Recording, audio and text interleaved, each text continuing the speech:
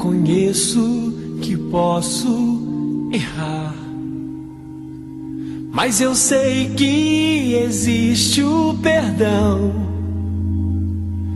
É por causa do sangue que foi derramado, por causa do seu grande amor. Diz assim a palavra do Senhor: e daí? Havemos de pecar porque não estamos debaixo da lei, e sim da graça? De modo nenhum. Não sabeis que daquele a quem vos ofereceis como servo para a obediência, deste mesmo a quem obedeceis sois servos, seja do pecado para a morte, ou da obediência para a justiça. Mas graças a Deus, porque outrora escravos do pecado, contudo, viestes a obedecer de coração a forma da doutrina a que fostes entregues. E uma vez libertados do pecado, fostes feitos servos da justiça. Falo como homem, por causa da fraqueza da vossa carne, assim como oferecestes os vossos membros para a escravidão da impureza e da maldade, para a maldade, assim oferecei agora os vossos membros para servirem à justiça, para a santificação. Porque quando eres escravos do pecado, estáveis isentos em relação à justiça. Naquele tempo, que resultado vos colhestes? Somente as coisas de que agora vos envergonhais, porque fim delas é morte. Agora, porém, libertados do pecado, transformados em servos de Deus, tende o vosso fruto para a santificação, e por fim, a vida eterna. Porque o salário do pecado é a morte, mas o dom gratuito de Deus é a vida eterna em Cristo Jesus, nosso Senhor. Curva a sua cabeça, vamos orar?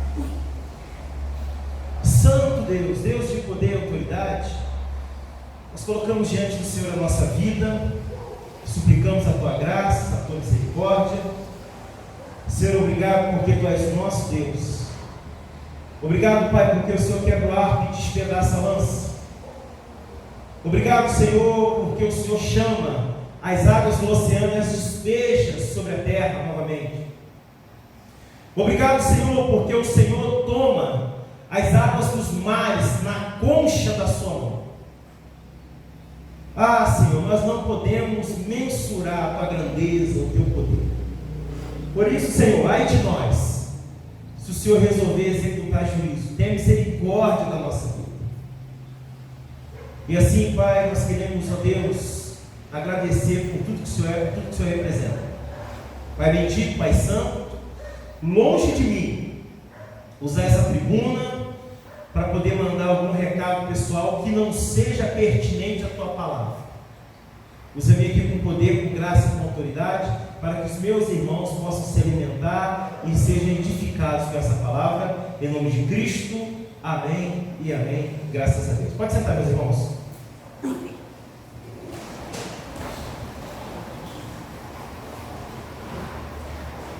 Meus irmãos, nós estamos no mês da reforma, mês da reforma protestante, e eu gostaria de, até o final desse mês, fazer pregações que nós chamamos de pregações expositivas, né? Eu gostaria de, a cada domingo, fazer a exposição de um texto aqui da Bíblia, porque os reformadores, dentre eles os principais reformadores,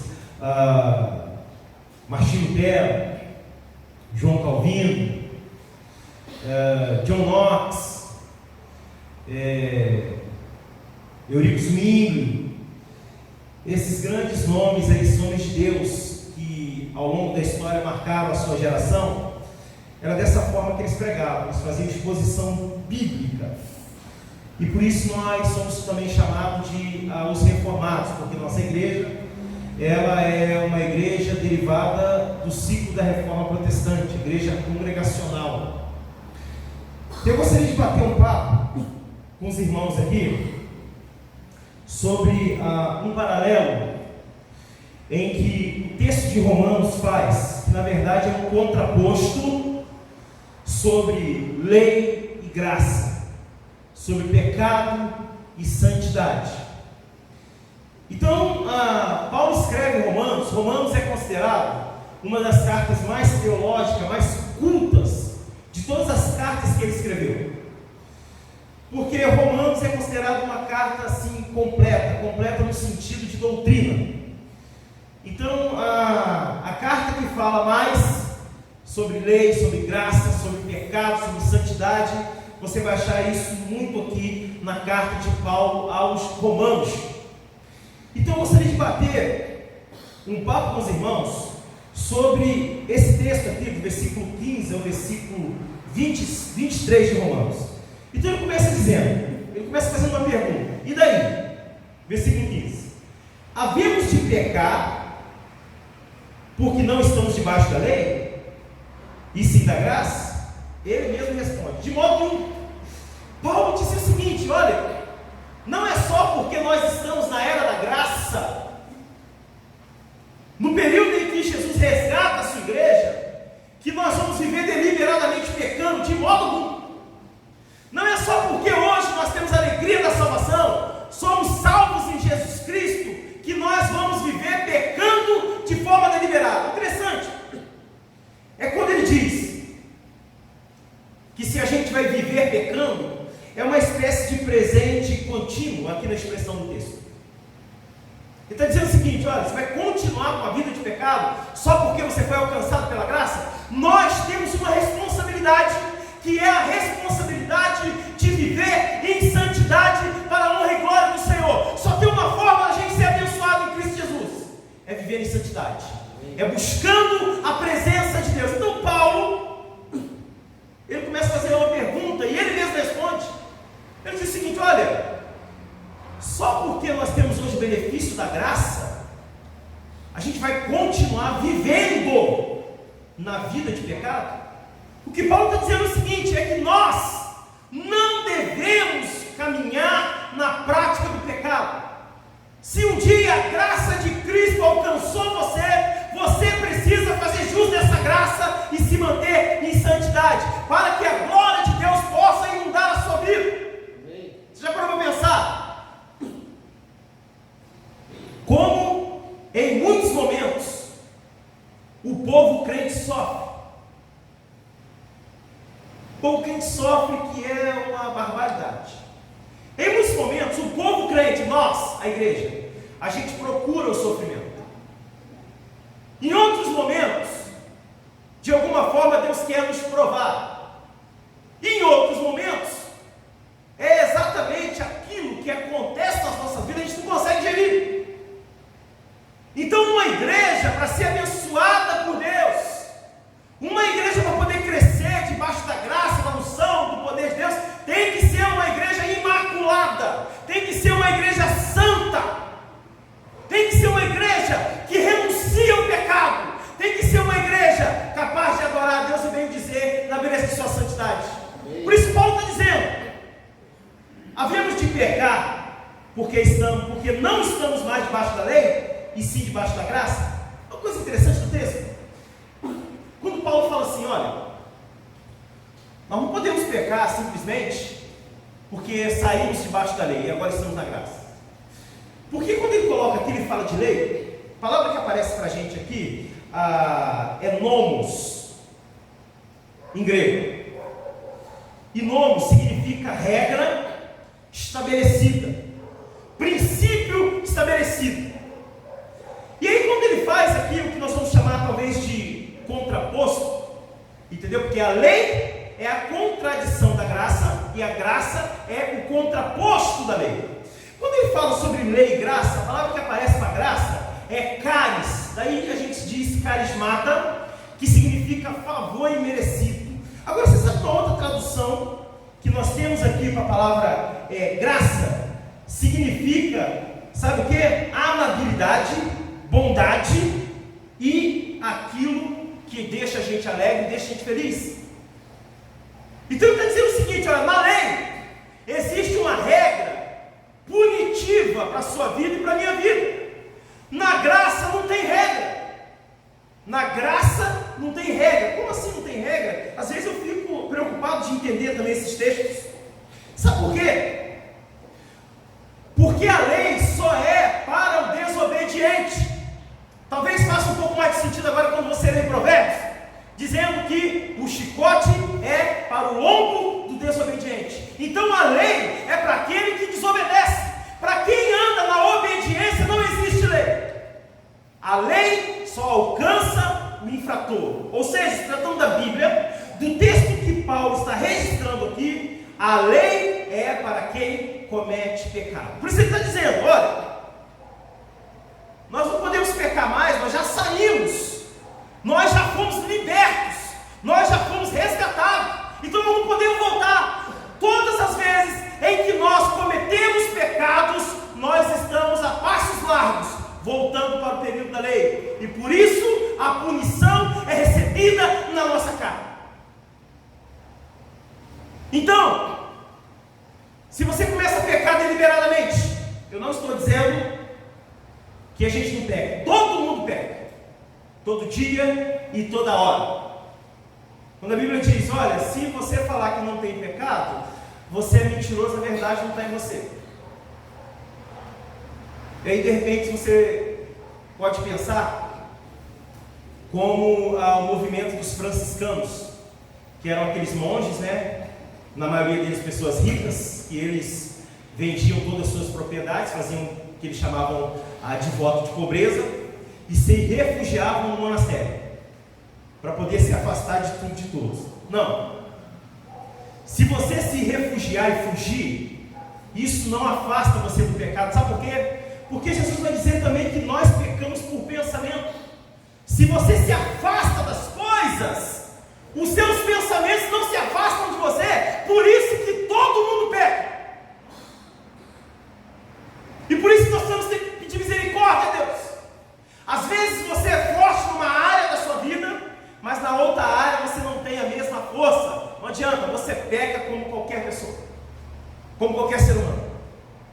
Então Paulo diz o seguinte, olha, nós temos hoje a alegria da salvação, nós temos a graça bendita de Jesus Cristo, mas não é só porque hoje nós estamos salvos que nós vamos viver uma vida de pecado deliberadamente. O crente, ele peca sim, mas ele não vive na prática do pecado. Se você estiver vivendo na prática do pecado, você ainda não se converteu. Ele continua dizendo, 16: não sabeis que daquele a quem vos ofereceis como servo para a obediência, desse mesmo a quem obedeceis sois servos, seja do pecado para a morte ou da obediência para a justiça. Então ele está dizendo o seguinte, olha, a quem você oferecer, você é servo. Então se você nutrir mais, oferecer mais a sua vida para o pecado, você está preso no pecado, não é bom negócio. Isso vai te levar para o inferno a passos largos. E Paulo ele dá uma aula para a gente nesse texto, que ele diz o seguinte: se você se oferecer para a justiça e obedecer à justiça, você vai estar preso na justiça. Mas isso é uma coisa boa, porque quem herdará o reino dos céus serão os justos, justificados pelo sangue de Cristo Jesus. Então lá no céu não vai entrar pecado. Por isso que você vai lendo a Bíblia, alguém perguntando assim: Senhor, quem entrará no teu santuário? E a própria Bíblia vai responder: aquele que tem as mãos limpas e o coração puro. Quando fala que tem as mãos limpas e o coração puro, é a mesma palavra usada para criança. E faz algum sentido agora? Mesmo quando a criança, às vezes ela erra, ela não tem tanta consciência daquilo, então passa a ser um pecado involuntário. Na nossa vida, na vida do crente, o pecado, ele não pode ser estilo de vida. O pecado, ele tem que ser acidente. O pecado não pode ser uma rotina, porque se você tiver uma rotina de pecado, a sua vida vai ser destruída e você não vai conseguir chegar às moradas celestiais. Então aquilo que você estiver nutrindo,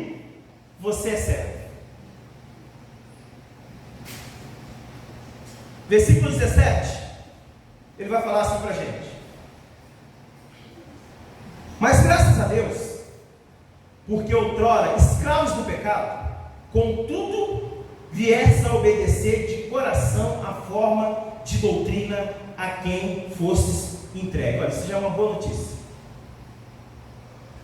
No versículo 17, nesse texto, Paulo faz o que nós vamos chamar de doxologia. Doxologia é um termo usado para falar sobre expressar louvor a Deus. Então, doxologia é uma expressão de louvor. Quando a gente começa o culto e a palavra está com o ministério de louvor, o primeiro momento do nosso culto é chamado de doxologia.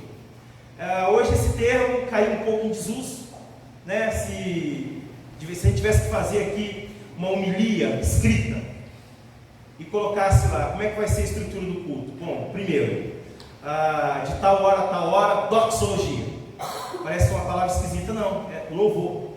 Então Paulo faz exatamente isso. Sabe o que Paulo faz? No versículo 17 ele diz: olha, mas graças a Deus, porque outrora escravos do pecado, contudo viestes a obedecer de coração a forma de doutrina a que fosse entregue. Então Paulo está dizendo o seguinte: olha, graças a Deus, porque outrora nós estávamos presos nos nossos delitos e pecados, e agora a gente resolveu dar ouvido à doutrina, dar ouvido ao ensino da palavra. A única coisa que vai fortalecer você como crente é você estudar a Bíblia, é você ter vida de oração, é você ter vida de jejum, é você ter vida de graça, é você fugir do pecado.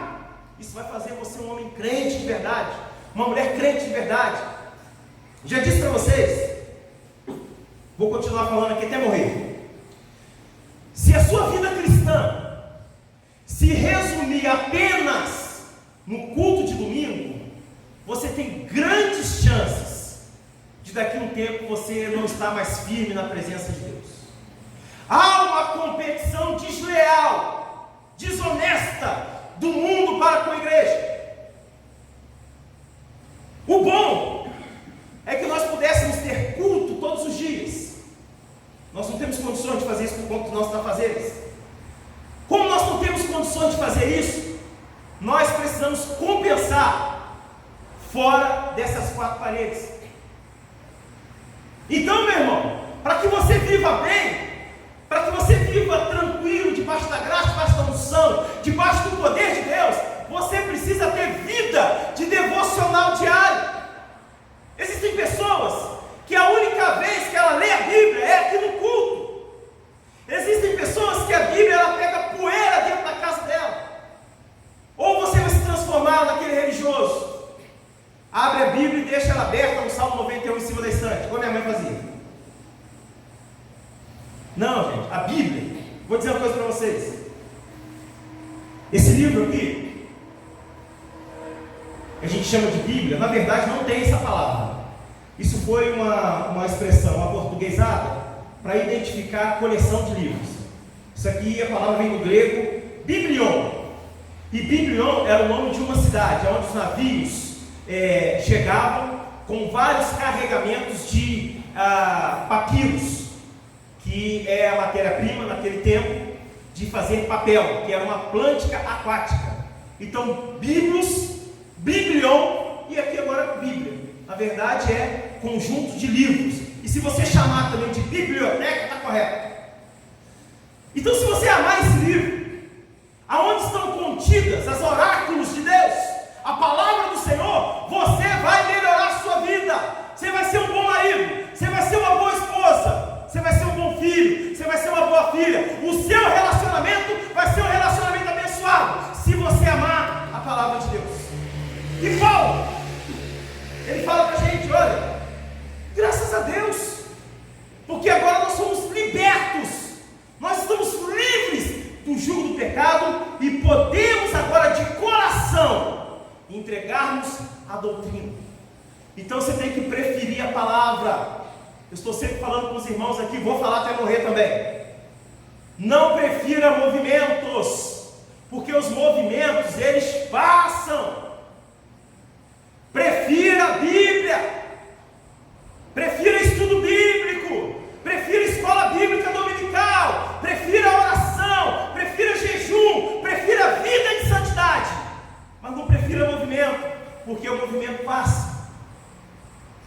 Se você atrair as pessoas para a igreja, com movimentos ou com festas, o dia que não tiver mais, ela vai embora, porque ela foi atraída da forma errada. Nós temos que atrair as pessoas para a igreja através de Jesus. Se Jesus não é o suficiente para que a sociedade venha para a igreja, então a igreja está fadada ao fracasso. Porque o único motivo da igreja existir é por causa de Jesus Cristo. Louvado seja o nome do Senhor. Aleluia. Ele vai dizer um pouco mais aqui, versículo 18. Ele fala assim: e uma vez libertados do pecado, fostes feitos servos da justiça. Louvado seja o nome do Senhor. Paulo está dizendo o seguinte: olha, uma vez que nós estamos libertados do pecado, fostes feitos servos da justiça. A palavra pecado aqui na língua grega é armatia. E sabe o que significa? Errar o alvo, sair da rota, não ser aceito. Isso é traduzido como pecado. Aí quando ele diz que você foi liberto de não ser aceito, e agora fosse feito servo da justiça, é exatamente o contraposto. Quando fala-se de justiça, a palavra que aparece, diakaisune. E sabe o que significa? Ser aceito. Louvado seja o nome do Senhor. Então Paulo ele diz o seguinte: olha, vocês foram libertados porque vocês não eram aceitos por Deus, mas agora vocês foram libertados e tragam para a justiça. Então agora vocês são aceitos por Deus. Nós não éramos aceitos, e depois que Jesus entrega a sua vida na cruz, agora eu e você somos aceitos. Então Paulo ele fala uma coisa interessante. Ele diz: olha, uma vez libertados do pecado, fostes servos agora fostes feitos servos da justiça. Sabe o que ele quis dizer? Olha, vocês não eram aceitos, mas agora eu libertei vocês. A partir de agora, o meu Pai aceita vocês. Louvado seja o nome do Senhor. Por isso que vale a pena servir a Cristo. Por isso que vale a pena pagar a preço de jejum, de oração, de vida de santidade. Sabe por quê, meus irmãos? Um dia nós todos estaremos nas moradas celestiais. Louvado seja o nome do Senhor. Então, meu irmão, minha irmã, você precisa renunciar ao pecado. Eu preciso renunciar ao pecado e dizer sim a Cristo Jesus. Louvado seja o nome do Senhor. 19, ele tem uma expressão aqui interessante. Versículo 19 do texto de exposição aqui, ele diz assim: olha, falo como homem por causa da fraqueza da vossa carne, assim como oferecestes os vossos membros para a escravidão da impureza, da maldade, para a maldade. Assim oferecei agora os vossos membros para servirem à justiça, para a santificação. Então, mais uma vez aqui, ele estabelece aqui dois paralelos: maldade e santificação. Sabe uma coisa interessante? No versículo 19, Paulo começa dando um álvitre, quis dizer conselho. Paulo começa dando um conselho, dizendo o seguinte: olha, falo como homem. Em seguida, ele retoma aqui no texto a sua linha de raciocínio. Ele diz: olha, falo como homem por causa da fraqueza da vossa carne. Quando ele diz que fala como homem por causa da fraqueza da vossa carne, ele estava falando dele mesmo. Ele estava falando de coisas que ele tinha por experiência, e ele sabia que a mesma dificuldade que ele tinha como homem, os outros também tinham. Você sabia? Para falar a verdade, eu vou mudar esse discurso. Eu sei que você sabia, eu só vou te lembrar. Você sabia que as mesmas necessidades que vocês, varões da igreja, têm, eu como pastor também tenho? Da mesma forma que você vai no banheiro e depois ninguém entra, é a mesma coisa comigo. É assim. Então é muito estranho. E se você tiver filho adolescente em casa, é difícil. Chegou alguém na sua casa e diz: posso ir no banheiro? você corre na frente, não é assim? Porque pode ter um quibe lá dentro, então você tem que puxar a descarga, ou apertar, sei lá. É incrível, é só puxar ali, eles não puxam. Sabe por quê? Porque é igual, é igualzinho. Sabe o que vai acontecer quando você morrer e eu morrer? Vai todo mundo feder e entrar em decomposição também. É tudo igual. A única diferença é que Deus chama alguns e vocaciona para poder liderar a igreja. Então, eu também não sou Superman, não existe isso, não tem super-homem. Vou até parar de falar isso aqui, porque senão daqui a pouco alguém vai dizer, você está legislando em causa própria. Não, é a Bíblia. E foi Paulo que disse, olha aqui, ó. E Paulo era mais santo do que eu, isso eu tenho certeza. Sabia mais do que eu, sabia mais do que vocês. Olha só o que ele diz aqui. Presta atenção aqui no detalhe do texto. Versículo 19. Paulo diz assim, olha. Falo como homem, por causa da fraqueza da vossa carne. É como se Paulo estivesse falando assim, ó, de experiência própria, eu falo para vocês, a carne é fraquíssima, hein? Em seguida, depois que ele faz isso, se você observar, eu não sei se está claro aí na sua Bíblia, mas depois que ele fala aí como homem, ele diz que fala como homem. Aqui na minha tradução, não sei como é que está na sua, aqui na minha tradução tem ponto final. Na sua está assim também?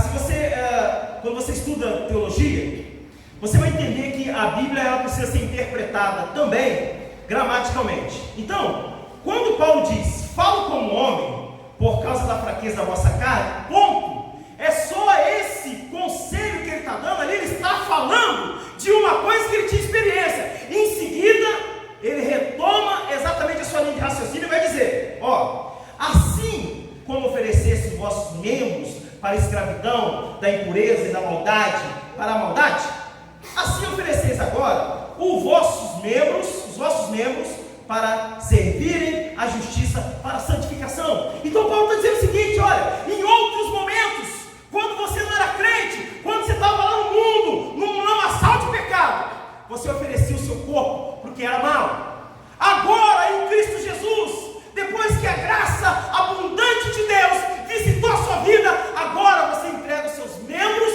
para a santidade, para a justiça, para a santificação. Você sabe outra coisa que é interessante aqui no texto? É que quando fala sobre membro, tem um monte de teoria sobre isso. Então o grego aqui dá uma pista legal para a gente entender. Membros vem do grego melos. E sabe o que significa? Uma extremidade do corpo entregue a uma relação criminosa. Olha que coisa interessante. Normalmente as pessoas vão dizer, olha, entregar os seus membros para servirem aqui a injustiça, a maldade, as pessoas logo pensam sobre os membros sexuais. É também, mas não é só isso.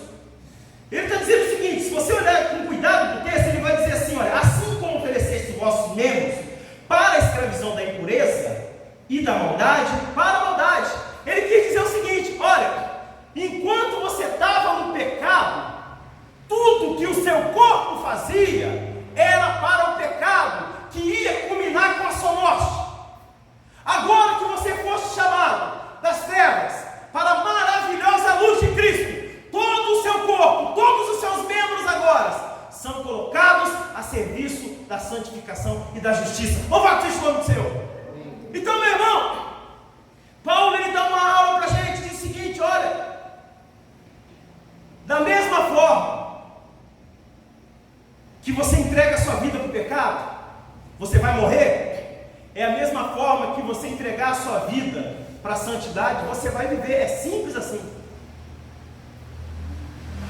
Você vai ler lá na Bíblia uma expressão interessante.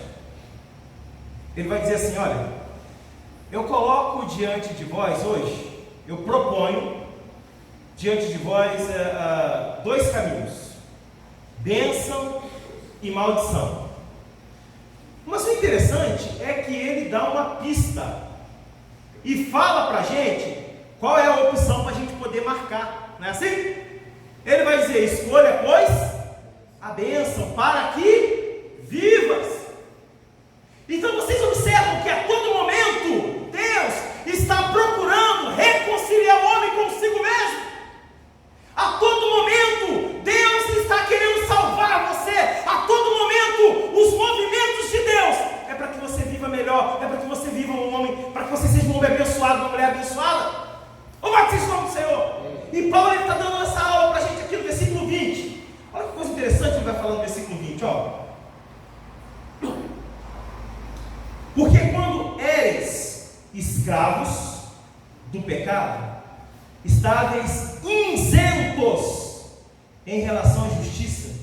Gente, que coisa excêntrica, quis dizer estranha. Porque, olha só o que o versículo 20 está dizendo, o texto em questão. Porque quando eres escravos do pecado, estáveis isentos em relação à justiça, meu Deus, tenha misericórdia de nós. Mas sabe o que ele quis dizer? É o seguinte, olha. Como eu falei para vocês, a palavra pecado é armatia, em grego, armatia. E significa o seguinte, olha, errado, errando, pecando ou não aceito. E Paulo está dizendo o seguinte, olha, quando vocês eram escravos do pecado, vocês não eram aceitos. Ou seja, vocês estão isentos de ser aceitos em relação à justiça. Então ninguém vai às moradas celestiais se não se converter, se não buscar a presença de Deus. Se Deus não votar em você, você não vai. Se Jesus não votar em você, você não sobe. Então, meu irmão, vale a pena falar não para o pecado. Eu vou dizer uma coisa para os irmãos. Vocês sabiam que o pecado, ele não é súbito. O pecado, ele é de véspera. Como é que é isso? É estranho falar isso, mas é um alerta para nós. Sempre você vai ter alguma coisa mexendo no seu íntimo, no seu interior, dizendo que aquilo está errado. E aí, sabe o que você faz? Você toma a decisão de ouvir ou de não ouvir. É deliberadamente cometer pecado. E o que você pode fazer é dar ouvido e resistir. Então o pecado, ele não é súbito, não é assim, sem querer pequei. Não! O pecado para a morte, ele é de véspera. E eu poderia dar alguns exemplos para vocês na família.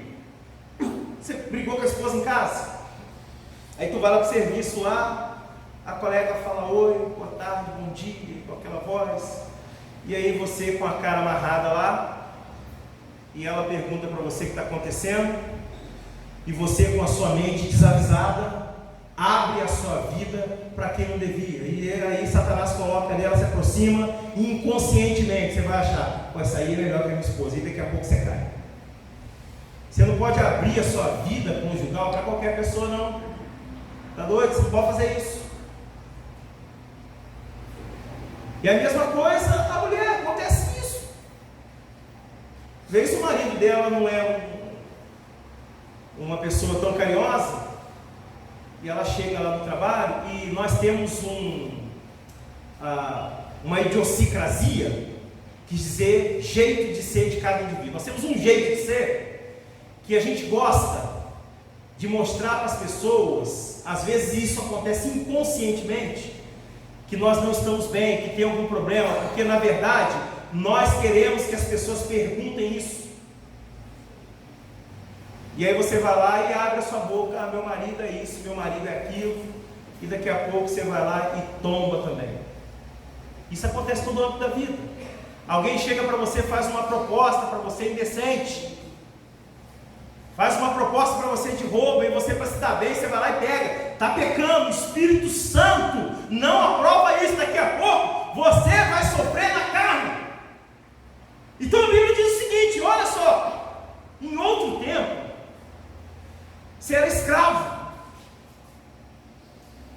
A palavra escravo aqui, doulos, significa o seguinte: você não tem vontade. O que está preso, o que está cercado. Em outro momento, nós estávamos cercados, mas hoje, pela infinita graça e misericórdia de Deus, nós temos vida eterna. Por isso, meu irmão, vale a pena seguir a Cristo. Fuja do pecado, busque a Deus, vida de oração, vida de jejum, vida de palavra. Leia a Bíblia para você ser bênção, para você viver melhor. 21. Naquele tempo, que resultado colheste? Ele está dizendo o seguinte, ó, no 20: porque quando eres escravos do pecado, estavas isentos da justiça. E naquele tempo, que resultado colhestes? Somente as coisas de que agora vos envergonhais, porque o fim delas é morte. O que ele diz aqui? Sabe o que ele está dizendo? Vem cá. E quando você estava lá no pecado, que lucro que você teve? Se não o que te faz envergonhar hoje. Você sabe que às vezes eu tenho dificuldade em dar testemunho da minha vida anterior, porque se eu falar da minha vida anterior, eu vou morrer de vergonha, porque eu fiz coisas das quais eu não me orgulho de jeito nenhum. E está todo o tempo na Bíblia aqui. Enquanto você estava no pecado, que vantagem que você teve, exceto o que te envergonha hoje? Paulo está dando aula para a gente, meus irmãos. Paulo está dizendo o seguinte, que a vida de pecado traz vergonha. Então você tem que se apegar com Deus, meu irmão. Você tem que se cercar das coisas de Deus. Você tem que ouvir coisas de Deus. Você tem que falar coisas de Deus.